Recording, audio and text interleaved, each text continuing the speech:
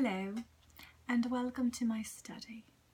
Tonight I am going to share with you an excerpt from a book I am reading currently. It is called You Are a Badass by Jen Sincero. And this part in particular spoke to me, for I am struggling with the same issues that she writes about. It is so nice to know that I am not the only one who battles with their own internal fears. Without further ado, let me begin. To fear or not to fear? That is the question. That is the question, Jen. Thank you. And she continues. I am pleased to report that I decided to forego the fear frenzy in favor of calmly crawling back out of the cave to the land of sunshine, open spaces, and walking on two legs. Keep in mind I'm starting halfway through the book.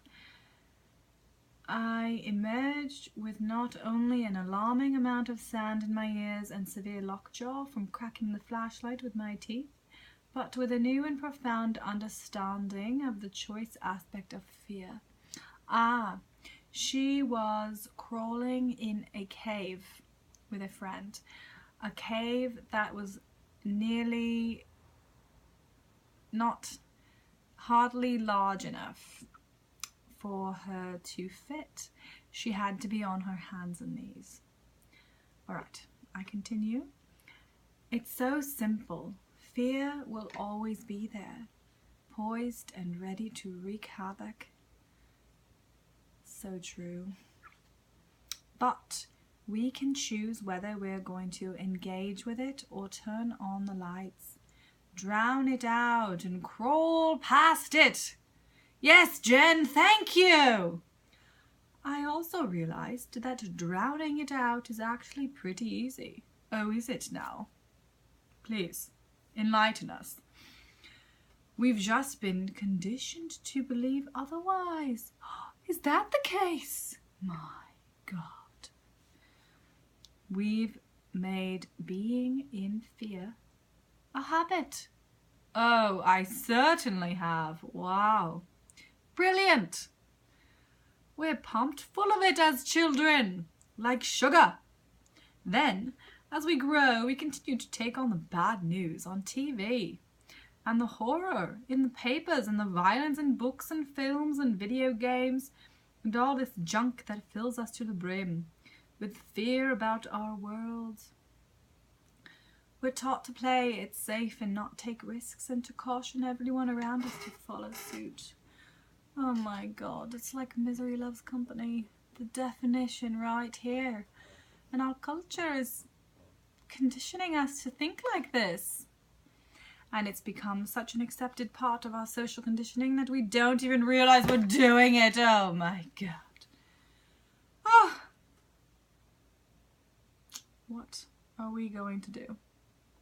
For example, what would your immediate response be to someone you really loved and deeply cared about if they said, whilst sputtering with excitement, any of the following things to you?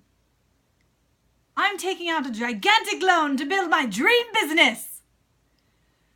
I'm going to travel around the world for a year by myself. I'm quitting my secure full-time job to become an actor. Hello, that's me.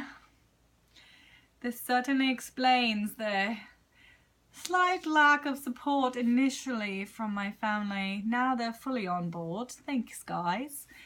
But I do understand now. Here's another one.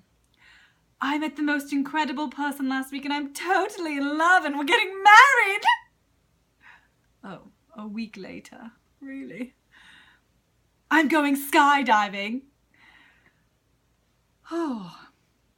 For the most part, when we watch someone take a leap of faith, our first reaction is to scream, "Look out!"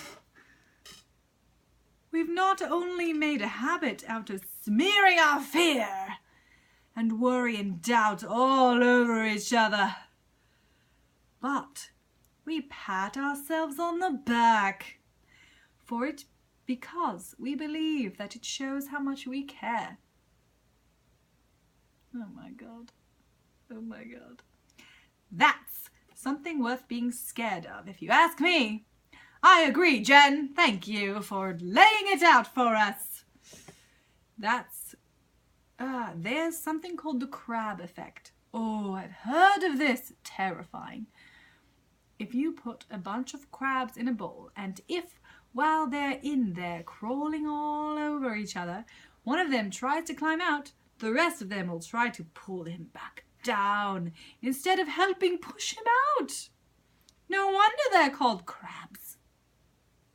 Imagine how different our world would be if we were less crab-like. If we not only taught to really truly believe in miracles, yes. I realize how dorky that sounds. A bit, Jen.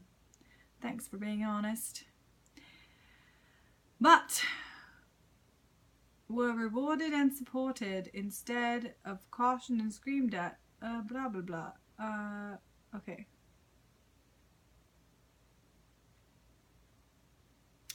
So if we basically she's saying, what if we stepped into the unknown? We give a lot of lip service to the idea that anything is possible. It's true. Many people talk about this. And we all grow up with posters of kittens and baby seals on a wall that say, follow your dreams on them. But should you actually do something radical, all the flashing lights and sirens go off. Know what I'm saying? Yes, Jen, I do. Fear lives in the future. This is the key point she's getting at. The feeling of being afraid is real, but the fear itself is all made up because it hasn't even happened yet.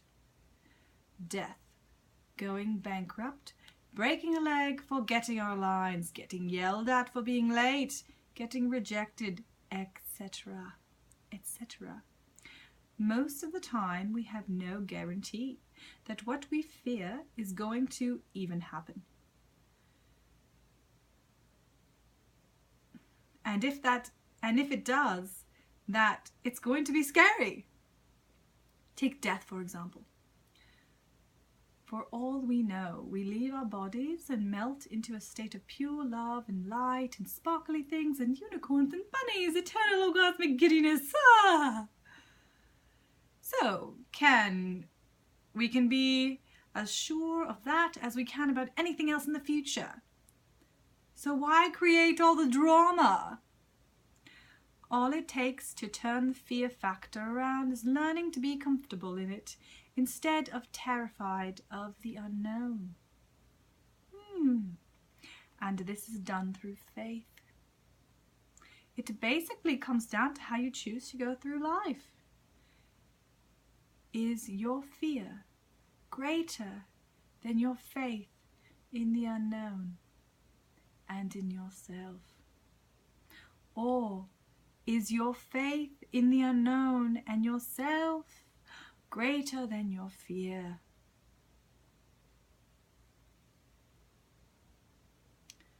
While you're making your choice, here's a mouthful from good old Helen Keller. Life is either a daring adventure or nothing. To keep our faces toward change and behave like free spirits in the presence of fate.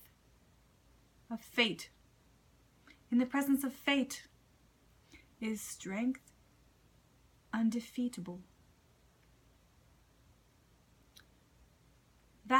There's that incredible moment when you decide, screw it, I'm going for it!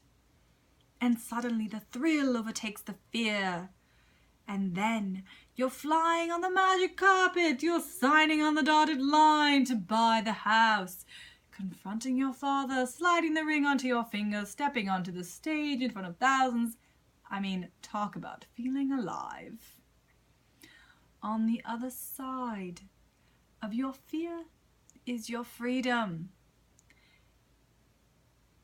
That is great advice, Jen. Thank you for the inspiration. To hear more, tune in next time to Gurunam reads you things in an English accent / I don't know what else accent. Slightly confused English accent.